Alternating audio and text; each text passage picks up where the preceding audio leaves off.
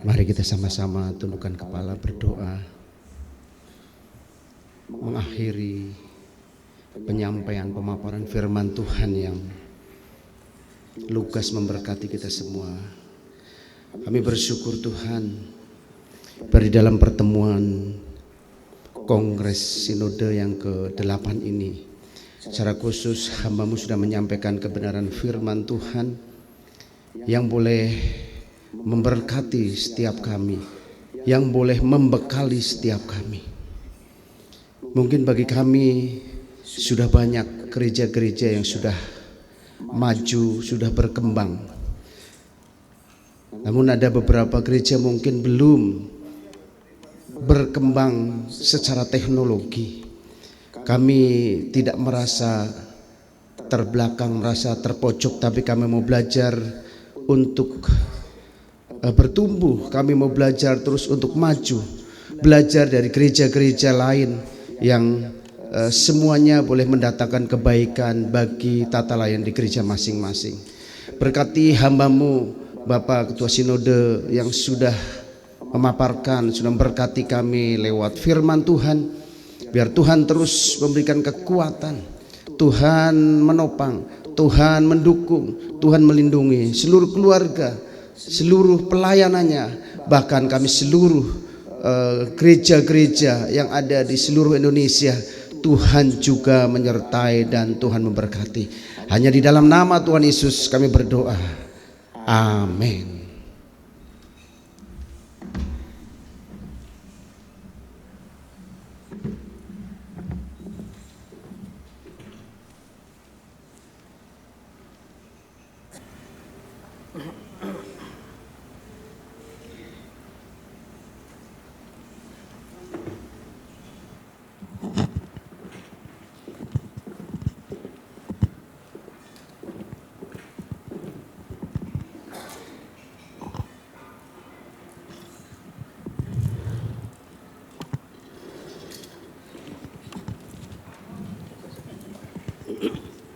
Shalom, Bapak Ibu Saudara sekalian, kita diberkati semua pada kesempatan ini. Saya percaya apa yang sudah disampaikan oleh Bapak Ketua Umum, semua kita diberkati dan telah menambah wawasan pengetahuan kita. Mari sama-sama kita buka hati untuk perubahan zaman, agar supaya kita bisa mengikuti seluruh apa yang sedang terjadi di tengah-tengah dunia ini. Baik, kita akan masuk pada pleno pertama. Adapun rapat pleno pertama ini, yang pertama kita akan mendengarkan laporan pertanggungjawaban jawab dari Ketua Umum Sinode GKB, yaitu Bapak Pritono, dan yang kedua pemilihan dan pengesahan pimpinan tiap persidangan, yang ketiga pengesahan tata tertib kongres, dan yang keempat pengesahan jadwal acara kongres.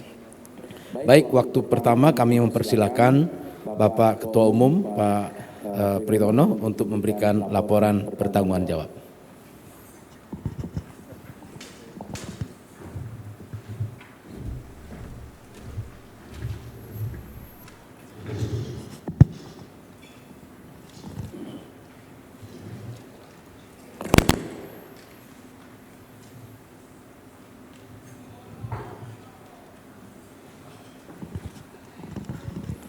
Ya, terima kasih untuk Pak Ferry, Bapak Pendeta Ferry Kapoyos sebagai pimpinan sidang untuk sesi ini, dan Pak Tuyono sebagai sekretaris sidang, ya, sekaligus sekretaris sinode. Bapak Ibu yang dikasihi Tuhan, saya akan menyampaikan laporan pertanggungjawaban pelayanan dari pengurus Sinode Gereja Kristen Baitani untuk masa bakti tahun 2016 sampai tahun 2021. Tentunya tidak lepas juga tambahan 1 tahun itu sampai tahun 2022 ini. Nah, kita telah melihat sampulnya. Next, silakan terus Pak Yos. Kita melihat bab pertama tentang pendahuluan, latar belakang, tujuan, dan lingkup dan struktur laporan tidak saya sampaikan secara rinci di sini, tapi Bapak Ibu bisa melihat di buku laporan yang ada di meja Bapak Ibu. Yang kedua, pada bab 2 saya akan menyampaikan laporan pertanggungjawaban. Yang pertama bicara tentang dinamika perkembangan jemaat dan pejabat GKB. Yang saya sampaikan ini hanya sekedar garis besar outline-nya, tapi rinciannya ada di buku yang telah diterima oleh masing-masing pimpinan jemaat. A. Perkembangan jemaat GKB. Dalam kepengurusan Sinode GKB masa bakti 2016 sampai 2021 ya, plus 1 tahun perpanjangan itu, jumlah jemaat GKB mengalami penambahan, di mana pada tahun 2016 jumlah jemaat GKB ada 92 jemaat, saat ini bertambah menjadi 98 jemaat GKB. Hal ini dikarenakan ada 18 calon jemaat yang diresmikan menjadi jemaat GKB dan ada 11 jemaat GKB yang ditutup dikarenakan beberapa sebab. Ada 11 jemaat yang ditutup ini, ada beberapa jemaat yang kita anggap memiliki kesalahan ya, entah kesalahan moral, kesalahan pengajaran dan lain sebagainya, sehingga sinode memutuskan untuk menutup 11 jemaat GKB ini. Berikutnya berbicara tentang perkembangan pejabat GKB. Yang pertama tentang pentahbisan penjabat GKB. Dalam kepengurusan ini telah mengangkat dan mentahbiskan 119 orang sebagai pejabat GKB. Baik level pendeta pembantu, pendeta muda, dan pendeta penuh. Kemudian ada pemberhentian pejabat GKB. Dalam kepengurusan ini ada 31 orang yang diberhentikan sebagai pejabat GKB. Seingat saya ada 2 alasan yang sangat mendasar. Alasan yang pertama itu terkait dengan moralitas, di mana kehidupannya tidak mencerminkan seorang hamba Tuhan. Yang kedua adalah pengajaran yang tidak sesuai dengan doktrin pengajaran dari Sinode GKB. 2 alasan besar itu yang membuat beberapa hamba Tuhan diberhentikan. Yang ketiga, pengunduran diri pejabat GKB. Dalam kepengurusan ini ada 14 orang yang mengundurkan diri sebagai pejabat GKB. Tentunya ada banyak atau ada beberapa alasan sehingga mereka mengundurkan diri. Yang keempat, pulang ke rumah Bapa di sorga. Dalam kepengurusan ini ada 9 orang pejabat GKB yang pulang ke rumah Bapa di sorga. Ada yang karena sakit dan beberapa oleh karena kena COVID.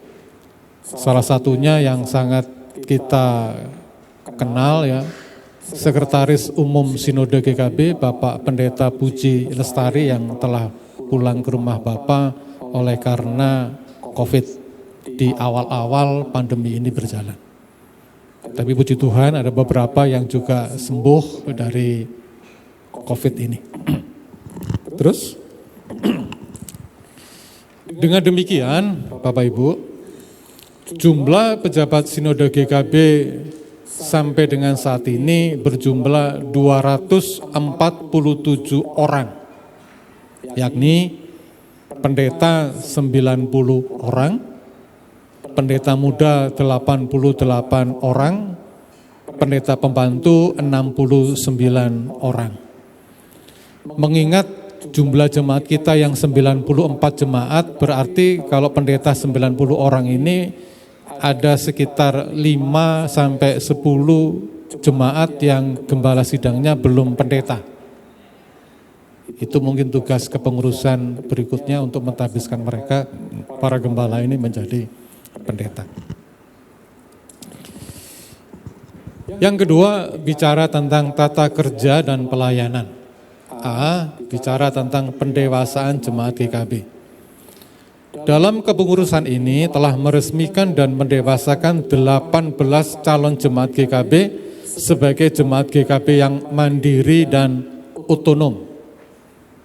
Yang terakhir kalau tidak salah adalah jemaat yang ada di Jepara. Betul Pak Yos? Beliaunya hadir nggak Pak Yos? Silakan berdiri, puji Tuhan. Bisa melihat ke belakang Bapak-bapak? Terima kasih Pak. Pak Pendeta siapa?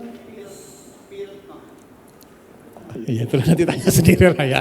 Beliau adalah pejabat gereja yang terakhir diresmikan, dilantik gerejanya di Jepara, GKB di Jepara. Kemudian untuk pentahbisan pejabat GKB, dalam kepengurusan ini telah mengangkat dan mentahbiskan 111 orang pejabat GKB. Masing-masing ke dalam jabatan pendeta 25 orang, pendeta muda 37 orang, pendeta pembantu 49 orang. Ada 111. Tetapi yang dikeluarkan juga lumayan banyak sehingga kita tadi melihat perkembangannya bertambah, tidak sedrastis yang ditahbiskan, tapi karena ada yang juga dikeluarkan atau mengundurkan diri. Yang C, visitasi. Kegiatan visitasi, pelayanan-pelayanan khusus serta pembinaan pengurus jemaat GKB dalam upaya pengembangan jemaat GKB sudah dilaksanakan. Namun situasi dan kondisi yang tidak memungkinkan akibat pandemi COVID-19 sehingga kegiatan-kegiatan ini tidak bisa berlangsung dengan maksimal. Paling tidak tahun 2020 kalau tidak salah, itu 1 tahun sinode memang vakum dari kegiatan-kegiatan visitasi karena menghadapi pandemi. D. Persekutuan hamba Tuhan. Persekutuan hamba Tuhan telah dilaksanakan baik di tingkat daerah maupun secara nasional. Untuk kegiatan yang berskala nasional pada tahun 2020 dan 2021 ditiadakan karena ada pandemi COVID yang kita semua tahu. E. Terkait dengan pemberdayaan dan pengembangan jemaat. Pertama, bantuan bagi beberapa hamba Tuhan yang membutuhkan buku-buku yang berkualitas. Ada hamba Tuhan yang mengajukan permintaan, tapi ada juga sinode yang berinisiatif untuk mengirimkan buku-buku yang berkualitas kepada para pemimpin jemaat supaya rajin belajar, ya, meningkatkan diri. Yang kedua, bantuan sarana dan prasarana bagi jemaat GKB dalam rangka meningkatkan pelayanan jemaat. Jadi ada bantuan-bantuan yang kita kirimkan kepada beberapa jemaat dengan berbagai macam bentuk, ya. Salah satu contoh misalkan ketika GKB yang ada di Nias yang kena terjang banjir, Pak Evori Gule ada hari ini yang mewakili? Tidak ada.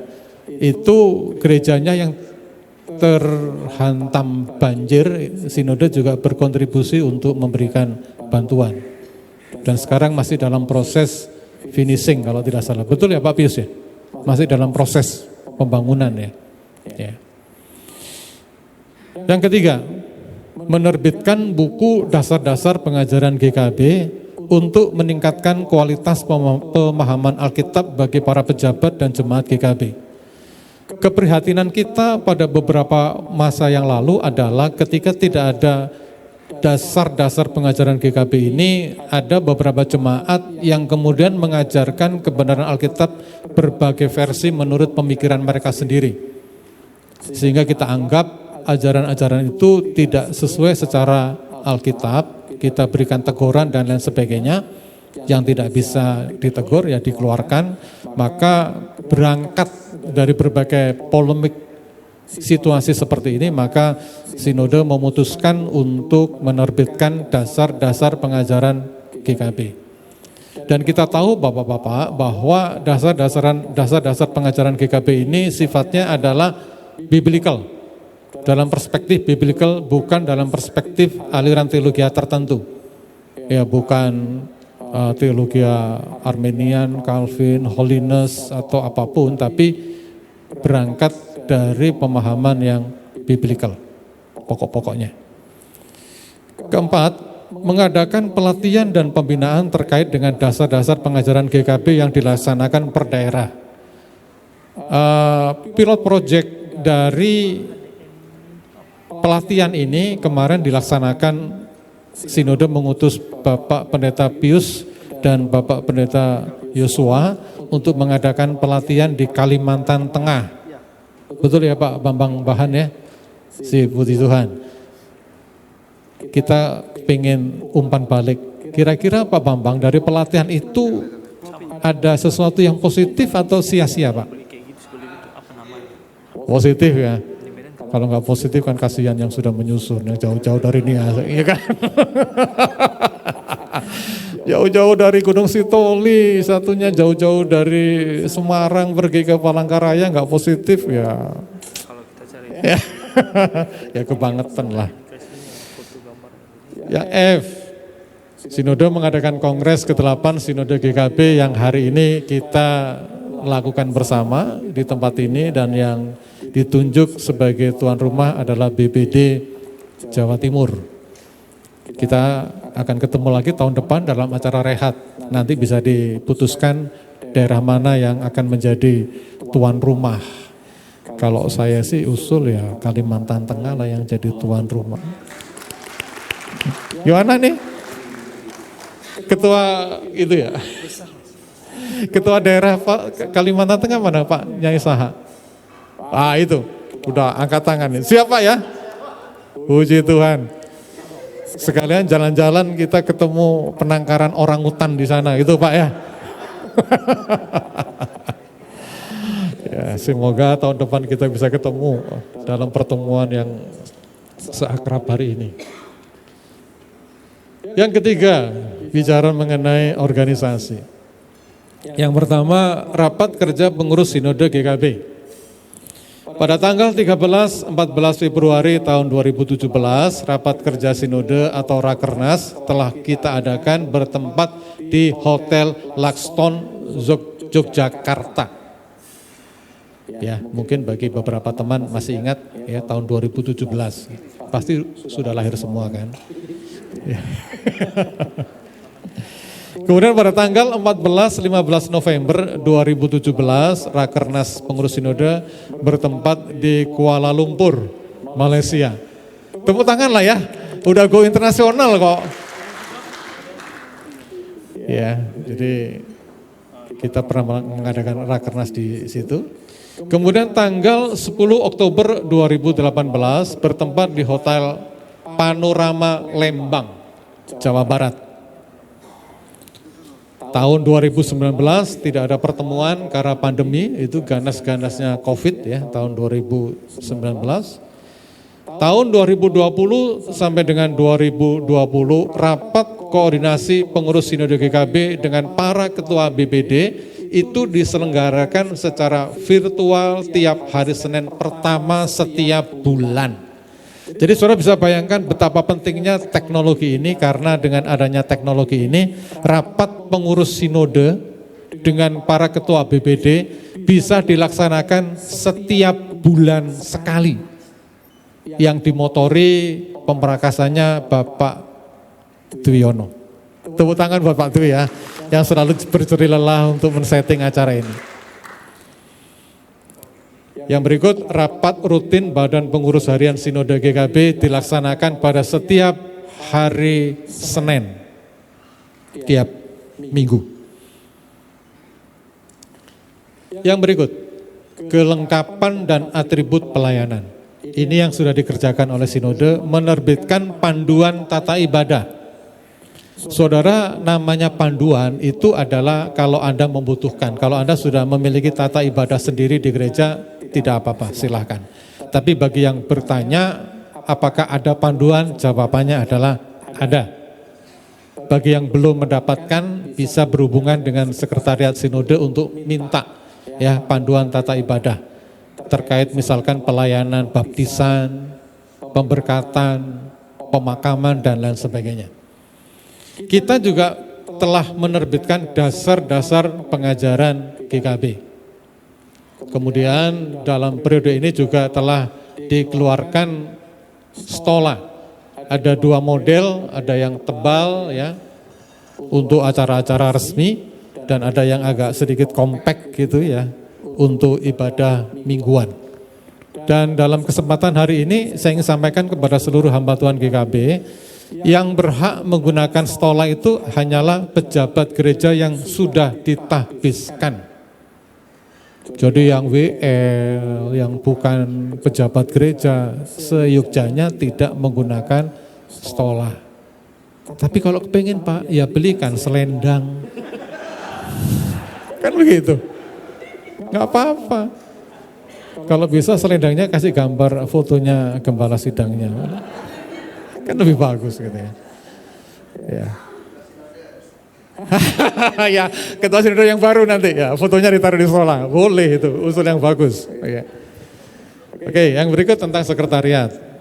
Ya, kita sudah dari dulu ya, kita tahu bahwa kita punya kantor sinode, dan saya ingin sampaikan kepada semua rekan-rekan hamba Tuhan sinode GKB, pentingnya kantor sekretariat ya.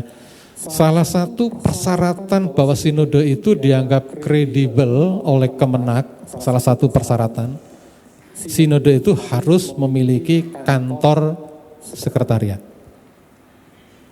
Jadi kalau ada sinode baru yang akan mendaftar ke Kemenak itu, salah satu peraturannya misalkan ya, memiliki anggota lebih dari 20.000 jemaat. Memiliki perwakilan di 60% provinsi di Indonesia, dan kemudian memiliki kantor sekretariat.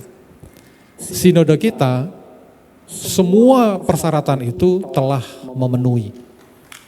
Ya, kita beri tepuk tangan. Sampai hari ini yang saya ingat dalam catatan sinode, jumlah anggota jemaat GKB se-Indonesia itu kurang lebih sekitar 40.000. Wow. 40.000 itu manusia semua loh Bapak. Ya, manusia semua. Ya. Dan kita punya tempat kantor kita ya, punya status sekretariat, punya kantor, punya ruang di dalam kantor itu, dan kondisi kantor nanti saudara bisa menyaksikan, kalau tidak salah nanti dipresentasikan oleh bendahara sinode bagaimana kondisi kantor kita yang terakhir, karena beberapa waktu yang lalu kita telah melakukan renovasi, penambahan ruang di belakang kantor untuk mengadakan pertemuan-pertemuan pelatihan singkat bisa di situ. Hubungan kemitraan, ya tentunya sinode memiliki hubungan kemitraan dengan pemerintah ya melalui Kemenak. Beberapa acara-acara yang dilaksanakan oleh Kemenak kita usahakan untuk datang. Paling tidak ya, yang paling akhir saya menghadiri pertemuan antar ketua sinode se-Indonesia di Parapat, Danau Toba beberapa waktu yang lalu untuk menjalin kerjasama dengan Kementerian Keagamaan agar sinode kita ini menjadi sinode yang kredibel. Sebelum saya kelewatan, saya ingin sampaikan supaya kita berbangga dengan sinode kita. Dari uraian dari Kemenak itu, mereka menjelaskan ada beberapa klasifikasi tentang sinode. Ada sinode yang sekedar terdaftar, di mana mereka itu paling tidak setiap 2 tahun sekali harus registrasi ulang kepada Kemenak. Jadi setiap 2 tahun. Ya seperti kalau kita punya sepeda motor. Ya, kalau sepeda motor mungkin setiap tahun ini, setiap 2 tahun. Sinode itu daftar ulang. Ada yang 5 tahun sekali daftar ulang. Nah, yang melakukan daftar ulang ini adalah sinode-sinode yang menurut klasifikasi dari Kemenak belum pada status yang boleh saya katakan mapan gitu ya. Dan saya ingin sampaikan, sinode Gereja Kristen Baitani tidak perlu melakukan daftar ulang karena sudah dikenal oleh Kemenak. Jadi kita boleh berbangga.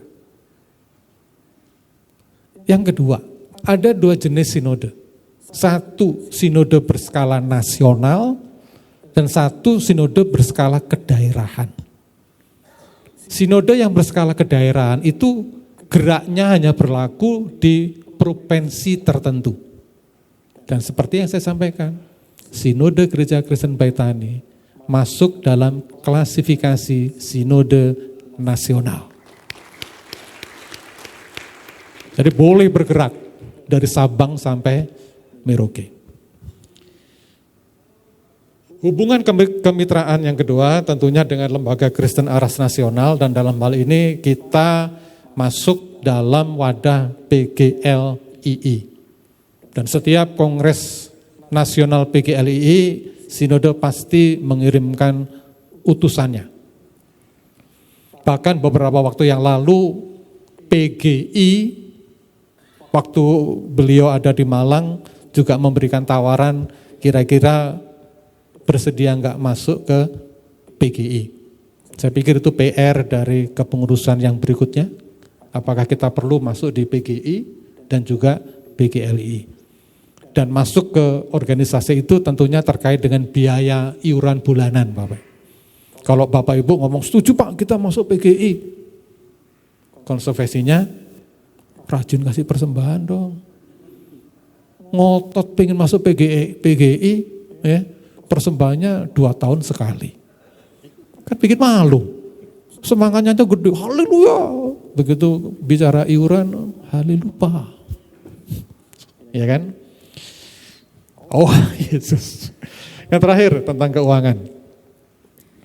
Saldo kas Sinode GKB sampai dengan bulan Agustus 2022 ya, kemarin.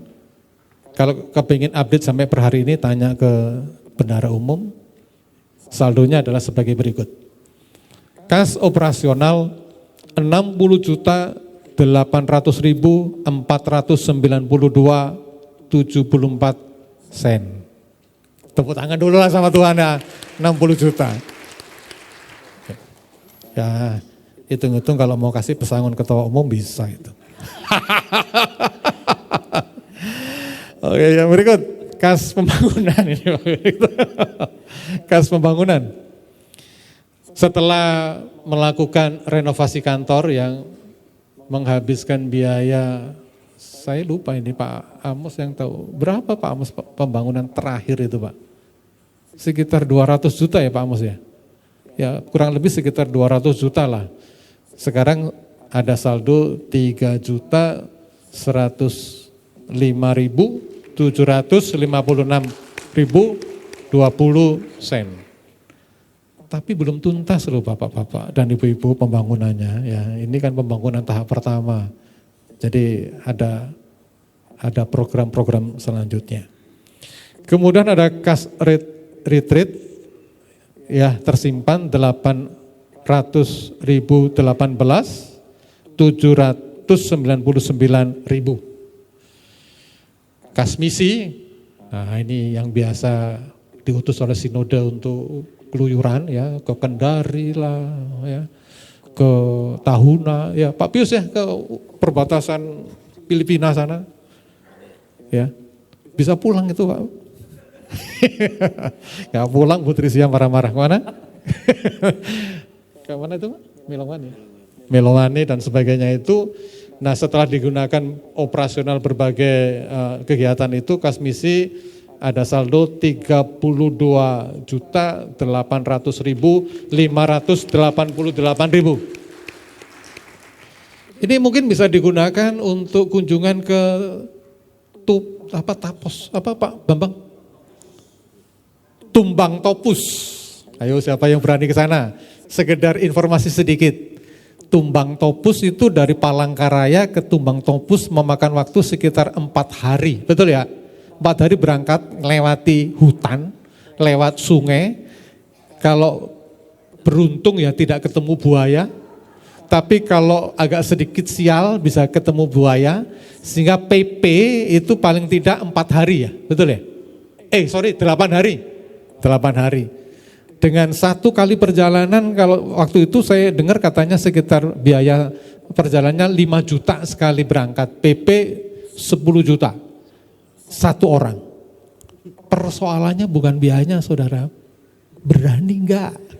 Gitu loh, berani enggak masuk hutan, nginap di hutan selama 3 hari, 4 hari, ya pulang-pulang kena malaria. Nah, siapa tahu ada yang bersedia, ini ada kas misi yang masih tersisa sekitar 32 juta. Pada akhirnya tagline kita sebagai gereja, ya, Roma 11 ayat 36. Sebab segala sesuatu adalah dari Dia dan oleh Dia dan kepada Dia, bagi Dialah kemuliaan sampai selama-lamanya. Terima kasih. Demikian laporan pertanggungjawaban pengurus Sinode Gereja Kristen Pahitani, ya, periode yang sekarang. Kiranya Tuhan memberkati. Bagi Bapak Ibu yang tidak terima akan laporan pertanggungjawaban, bisa secepatnya langsung menghubungi pihak berwenang untuk melaporkan ketua umum, siapa tahu bisa mempertanggungjawabkan ke KPK. Ya, tapi kalau ke KPK yang lebih dulu mungkin bendahara umum, bukan saya ya. Kita memberkati, saya serahkan ke Pak Ferry. Terima kasih Pak Pritono. Apakah Bapak Ibu menerima laporan pertanggungan jawab dari Ketua Umum Bapak Pritono? Mari kita beri tepuk tangan sekali lagi. Dengan demikian sah laporan pertanggungan jawab. Selesai laporan pertanggungan jawab Pak, pertanggungan jawab, maka biasanya laporan pertanggungan jawab itu harus diserahkan kepada kami. Jadi mohon laporan pertanggungan jawabnya Pak diserahkan sekalian sama laptopnya.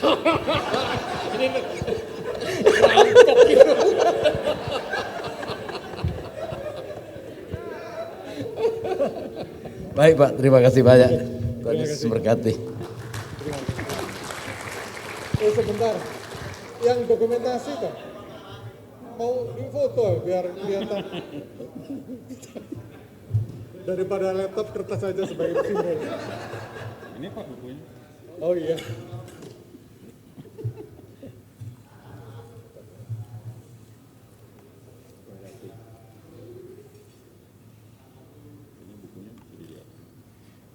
Bentar.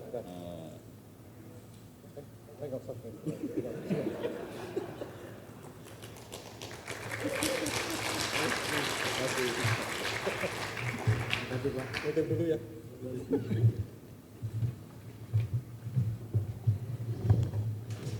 Sekali lagi terima kasih Pak Pritono. Tuhan Yesus memberkati atas kerja kerasnya selama 11 tahun. Tuhan Yesus memberkati. Bapak Ibu Saudara sekalian,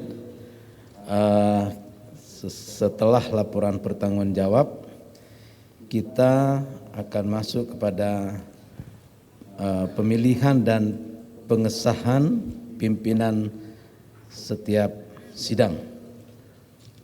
Sidang pertama pleno pada hari ini, saya dan Bapak Dwi Yono yang akan memimpin sidang pleno pertama. Dan sidang pleno kedua akan dipimpin oleh Bapak Pendeta Yosua dan Bapak Pendeta Octavianus Bangun.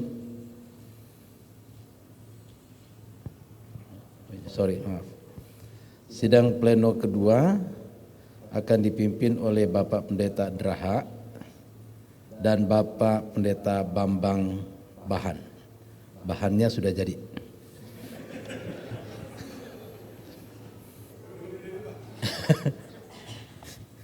Sidang pleno ketiga akan dipimpin oleh Bapak Pendeta Yosua dan Bapak Pendeta Octavianus Bangun.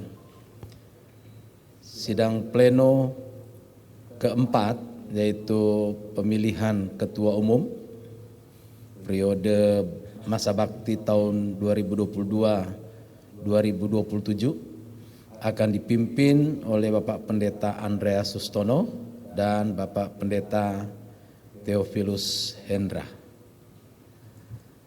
Demikian pemilihan dan pengesahan setiap pimpinan sidang. Dan yang berikut adalah pengesahan tata tertib Kongres dan juga pengesahan jadwal acara Kongres nanti akan dibacakan oleh Bapak Pendeta Dwi.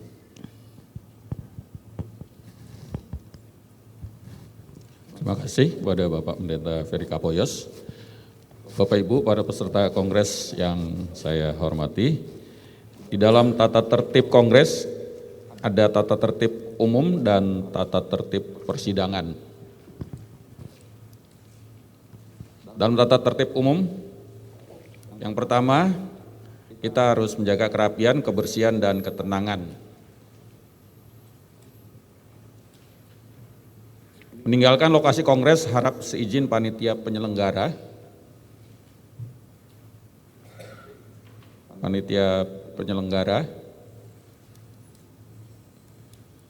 Kemudian yang kedua, keluar kamar memakai pakaian sepantasnya. Ketiga, tidak memakai dan tidak memaku dan menempelkan barang apapun di dinding. Yang keempat, tidak membawa peralatan makan dan minum keluar dari ruang makan atau tempat yang sudah ditentukan. Yang kelima, tidak membuat kegaduhan atau suara yang keras. Mematikan lampu jika tidak digunakan. Mulai pukul 23.00, 11 malam, harap tenang supaya tidak mengganggu akan teman-teman yang lain yang mungkin mau beristirahat. Tidak merusak fasilitas apapun di area Kongres tentunya. Masalah kesehatan, setiap peserta Kongres wajib mematuhi protokol kesehatan dan menjaga kesehatannya masing-masing. Ya, oleh sebab itu dalam masa yang seperti ini, ya, pandemi memang sudah lebih baik, sudah menurun, tapi kita tetap menjaga protokol kesehatan. Bila ada yang sakit atau tidak enak badan, mohon menghubungi panitia penyelenggara, ya. Mungkin Bapak Ibu bisa menghubungi Pak Jody, ya, Bapak Pendeta Jody. Apabila ada kehilangan dan kerusakan barang pribadi bukan menjadi tanggung jawab panitia penyelenggara maupun pengelola tempat Kongres, ya. Jadi oleh sebab itu dimohon kepada setiap kita memperhatikan barang-barang milik kita, ya. Tapi saya pikir kita adalah hamba-hamba Tuhan yang luar biasa, ya. Tidak akan terjadi hal-hal yang tidak diinginkan tentunya, ya. Puji Tuhan. Nah, saya lanjut untuk tata tertib persidangan. Yang pertama, Ketua Umum Sinode GKB Masa Bakti 2016-2021 menyampaikan laporan pertanggungjawaban kepada Kongres. Setelah laporan pertanggungjawaban diterima, maka pengurus Sinode GKB Masa Bakti 2016 sampai 2021 dinyatakan demisioner. Ya, tadi kita sudah mendengar pemaparan penyampaian laporan pertanggungjawaban daripada Ketua Umum Sinode. Ketua Umum Sinode GKB yang demisioner memimpin awal persidangan. Selanjutnya tiap persidangan dipimpin oleh pimpinan sidang yang telah dipilih oleh peserta sidang Sinode GKB. Tadi sudah ditetapkan nama-nama yang akan memimpin setiap persidangan. Persidangan dilakukan dengan dua cara. Persidangan terbuka diikuti oleh semua peserta dan persidangan tertutup diikuti oleh pimpinan Jemaat GKB yang diundang secara khusus, ya. Yang keempat, setiap mengikuti persidangan peserta diwajibkan memakai pakaian rapi dan sopan serta mengenakan tanda pengenal, ya. Bagi Bapak Ibu yang mungkin sudah pakai pakaian rapi tapi belum mendapatkan tanda pengenal, mohon dimintakan tanda pengenalnya ke panitia, ya, supaya kita bisa saling mengenal, ya, satu dengan yang lain.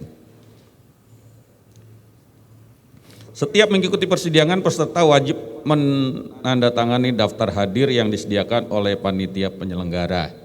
Ya, tadi sudah kita menandatangani daftar hadir sebuah peserta. Utusan jemaat adalah peserta sidang sinode yang membawa surat mandat dari pengurus jemaat GKB yang mengutusnya dan wajib mengikuti seluruh persidangan sampai selesai. Ya, jadi sesuai dengan surat undangan yang sudah dilayangkan dari kantor sinode, ya. Di situ dilampirkan surat mandat untuk setiap utusan jemaat, ya. Bagi Bapak Ibu yang sudah membawa surat mandat, tolong diserahkan kepada panitia. Itu akan menjadi bukti bahwa kita yang hadir di tempat ini mendapatkan persetujuan dari pimpinan jemaat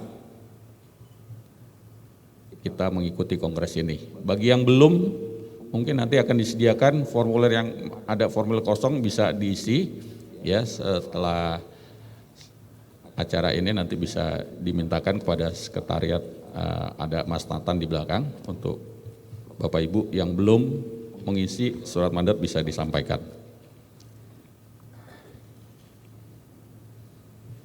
Peserta sidang sinode adalah utusan jemaat dan pengurus sinode GKB. Setiap peserta sidang sinode GKB yang telah menandatangani daftar hadir memiliki hak bicara, sedangkan tiap GKB memiliki satu hak suara. Jadi satu jemaat hanya memiliki satu hak suara saja, walaupun yang mungkin yang hadir ada 2 ataupun 3 orang dari setiap jemaat, tapi yang mempunyai hak suara cuma 1. Pengambilan keputusan dapat dilakukan melalui musyawarah maupun voting. Sistem yang 10 ini sistem pemilihan ketua umum sinode GKB, ya. Pemilihan ketua umum sinode GKB masa bakti 2022 sampai 2027 dilakukan secara aklamasi. Akan tetapi jika sistem aklamasi tidak disepakati, maka pemilihan dilakukan secara voting. Pemilihan secara aklamasi yaitu penentuan nominasi calon ketua umum sinode GKB berdasarkan hasil musyawarah ketua umum demisioner dengan Dewan Pertimbangan Sinode GKB, kemudian nominasi ketua umum hasil musyawarah tersebut disampaikan ke sidang untuk dipilih secara aklamasi.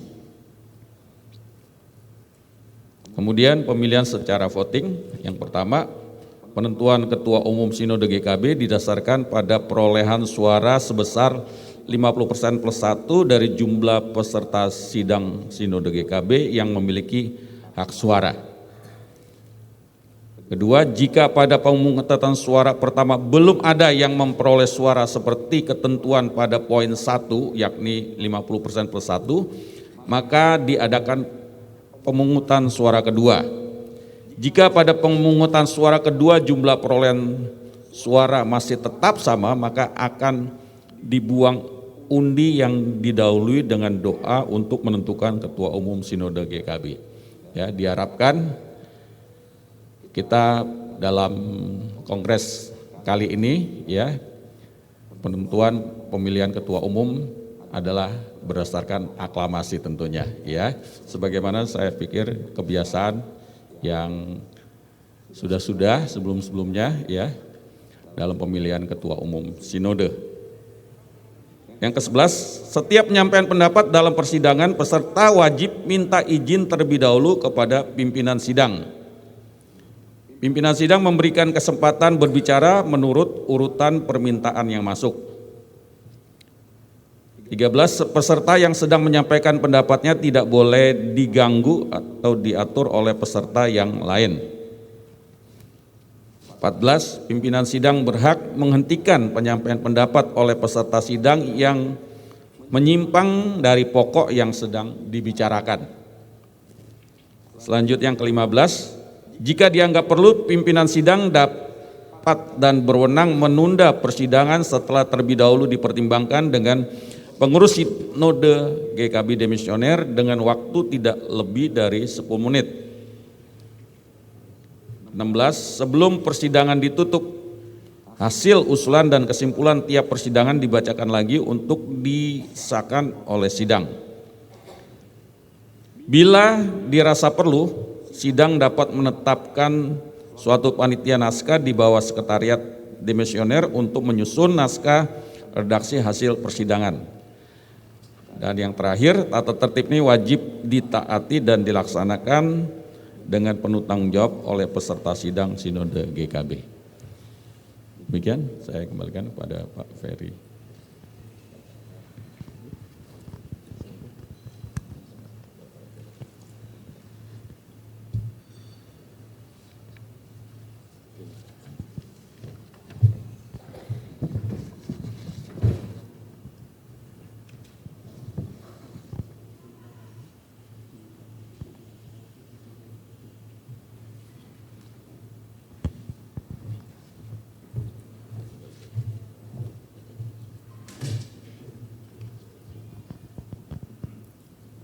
Baik, saya lanjutkan untuk jadwal acara sesuai dengan apa yang sudah ada di buku Bapak Ibu yang dipegang. Ya, hari ini kita sudah memasuki sidang pleno yang pertama. Nah, nanti jam 6, sekarang sudah jam berapa ya? Ya. Ya, setelah ini kita bisa makan malam, break ya sampai jam 7. Nanti dilanjutkan jam 7 malam dengan persidangan yang kedua, laporan singkat dari tiap BPD ya, yang nanti akan dipimpin oleh Pak Andraha dan Pak Bambang Bahan ya. Kemudian jam 9 malam kita bisa beristirahat ya. Dan besok pagi akan dilanjutkan dengan persidangan ketiga, kita akan mulai jam 7 pagi. Ya, dimulai dengan jam makan pagi jam 6:30 sampai jam 7 pagi, sama 7.30 ya, 1 jam, kemudian 7.30 sampai jam 9 akan ada pleno ketiga penyempurnaan ADART ya. Kemudian ada break jam 9 sampai jam 9.30, kemudian pleno keempat pemilihan Ketua Umum Sinode GKB masa bakti 2022 sampai 2027 akan diadakan jam 9.30 sampai jam 11. Kemudian jam 11 sampai jam 12 akan ada ibadah pelantikan dan penutupan ya. Nanti jam 12 sampai jam 1 kita ada foto bersama dan makan siang. Kita akan check out dari hotel ini jam 1 siang. Jadi Bapak Ibu, sebagaimana pengumuman dari kami yang sudah membawa jas yang bagi bapak-bapak dan ibu-ibunya pakai blazer bisa besok dipakai ya, untuk nanti pada sesi foto kita bisa memakai kostum yang sudah ditentukan. Terima kasih Pak.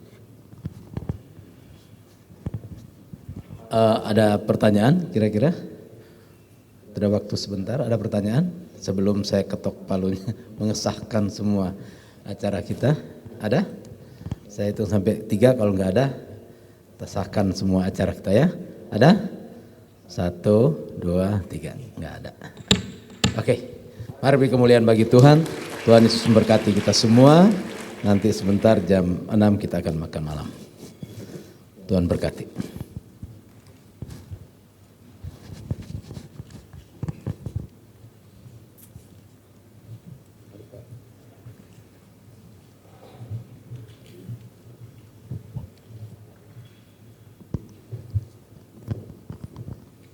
Kami persilakan tim musik.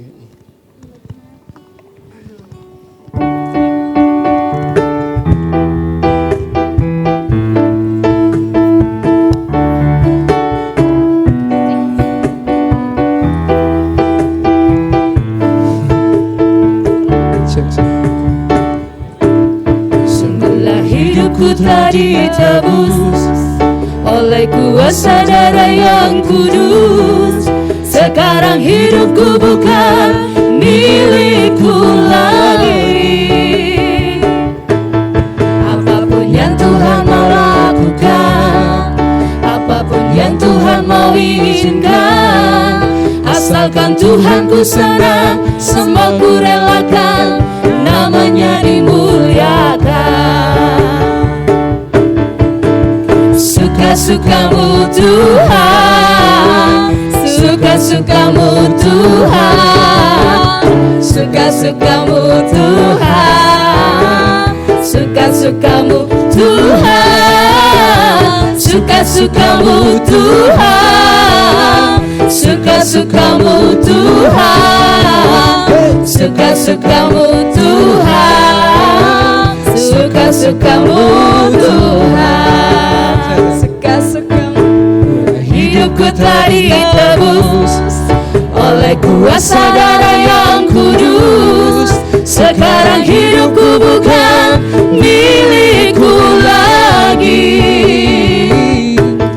Apapun yang Tuhan mau lakukan, apapun yang Tuhan mau izinkan, asalkan Tuhanku senang, semua ku relakan, namanya dimuliakan.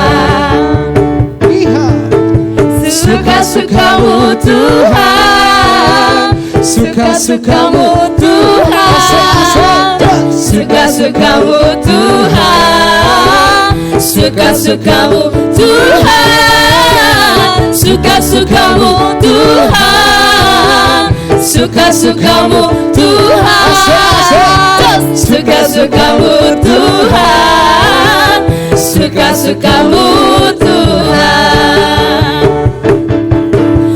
Suka-sukamu Tuhan, suka-sukamu Tuhan, suka-sukamu Tuhan, suka-sukamu Tuhan, suka-sukamu Tuhan,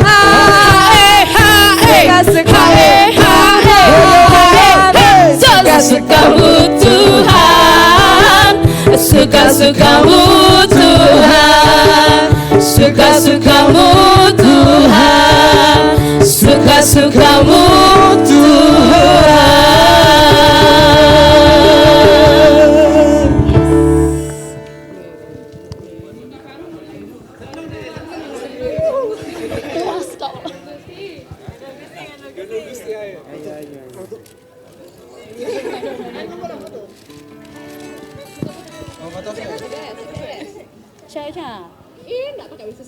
Kami dari Gak usah dijelasin.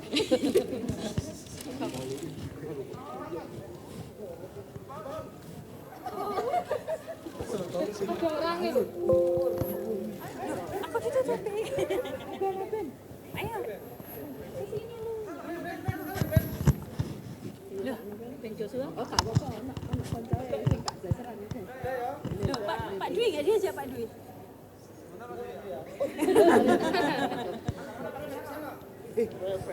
satu-satu.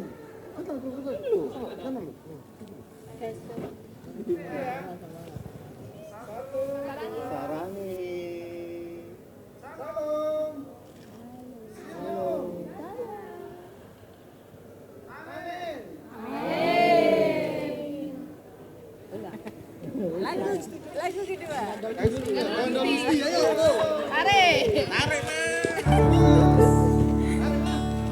Gandol. Oke.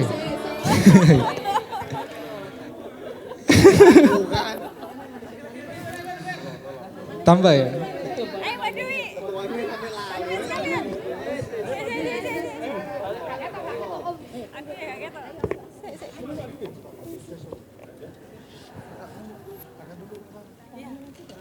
gitu.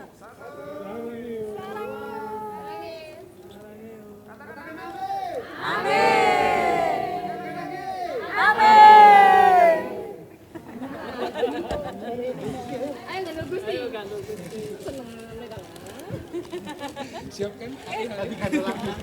Kelihatannya David berbunga-bunga. Oke. Tadi apa itu? Teng tereng teng tereng tereng teng.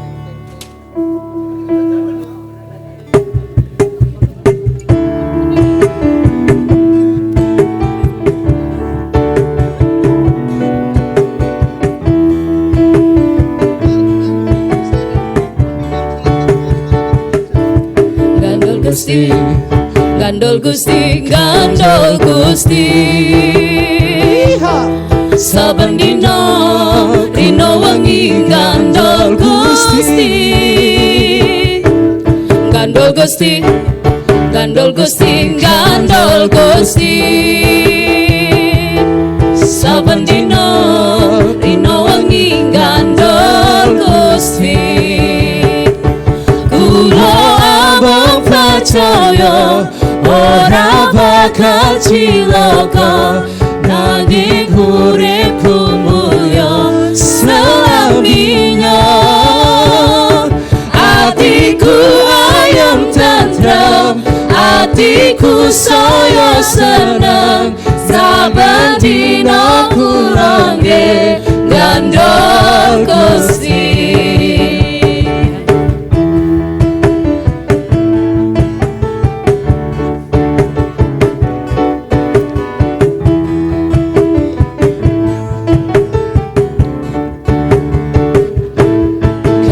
Gusti, gandol Gusti, gandol Gusti, gandol Gusti, gandol Gusti.